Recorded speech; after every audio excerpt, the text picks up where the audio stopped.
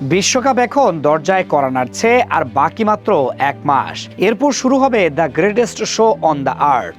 23তম আসরে নিজেদের চতুর্থ শিরোপার স্বপ্ন নিয়েই মাঠে নামবে আর্জেন্টিনা।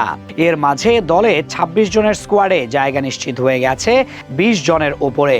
যদি না ইনজুরিতে পড়েন, তবে স্কোয়াডে থাকা অনেকেরই নিশ্চিত তাদের লক্ষ্য এবার শিরোপা ধরে রাখা। বিশ্বকাপ জয়ের চেয়েও কঠিন কাজ হলো সেই শিরোপা ধরে রাখা।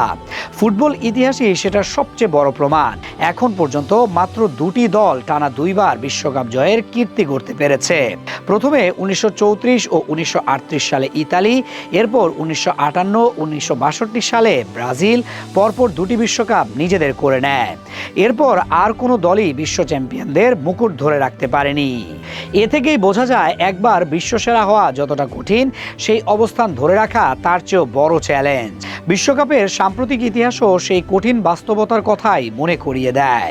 2006 সালের পর যে দলই বিশ্বকাপ জিতেছে, ওয়াও, সো ক্লিন। টাইলক্স মানে ক্লিন, ক্লিন মানে টাইলক্স।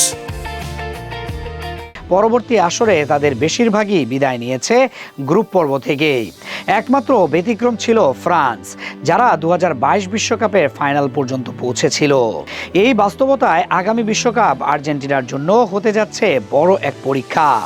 বর্তমান চ্যাম্পিয়ন হিসেবে লিওনেল স্ক্যালোনির দলকে এবার নামতে হবে বাড়তি চাপ ও প্রত্যাশা নিয়ে। শিরোপা ধরে রাখতে হলে তাদেরকে পেরোতে হবে কঠিন প্রতিদ্বন্দ্বিতা, সামলাতে হবে চাপের মুহূর্তগুলো। তাই এখন থেকে আলোচনায় উঠে আসছে সম্ভাব্য দল গঠন।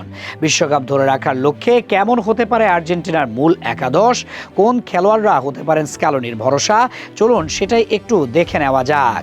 তবে শুরুতেই বলে রাখা ভালো, বিশ্বকাপ এখনও বেশ দূরে থাকায় এখনই আর্জেন্টিনার চূড়ান্ত স্কোয়াড বা সম্ভাব্য একাদশ নিয়ে নিশ্চিতভাবে কিছু বলা কঠিন। ইনজুরি, ফর্ম, ফিটনেস ও ক্লাব পারফরমেন্সের মতো বিষয়গুলো সময়ের সঙ্গে বদলাতে পারে। ফলে নতুন কেউ দলে জায়গা করে নিতে পারেন, আবার গুরুত্বপূর্ণ কোনো খেলোয়াড় ছিটকেও যেতে পারে। গোলপোস্টের নিচে আর্জেন্টিনার ভরসা থাকবেন এমিলিয়ানো মার্টিনেজ। রক্ষণ ভাগে উইং ব্যাকে দেখা যেতে পারে নিকোলাস তাগলিয়াফিকো ও নাহুয়েল মোলিনাকে। আর সেন্টার ব্যাকে প্রতিদ্বন্দ্বিতা থাকলেও এগিয়ে রয়েছেন ক্রিস্টিয়ান রোমেরো ও লিসান্দ্রো মার্টিনেজ। মাঝমাঠে গত বিশ্বকাপের সফল ত্রয়ী রদ্রিগো ডি পল, অ্যালেক্সিস ম্যাকঅ্যালিস্টার ও এনজো ফার্নান্দেজের উপরই ভরসা রাখবেন স্ক্যালোনি। আক্রমণ ভাগে এক পাশে থাকবেন লিওনেল মেসি, অন্য পাশে থিয়াগো আলমাদা। আর ফলস 9 ভূমিকায় দেখা যেতে পারে হুলিয়ান আলভারেজকে।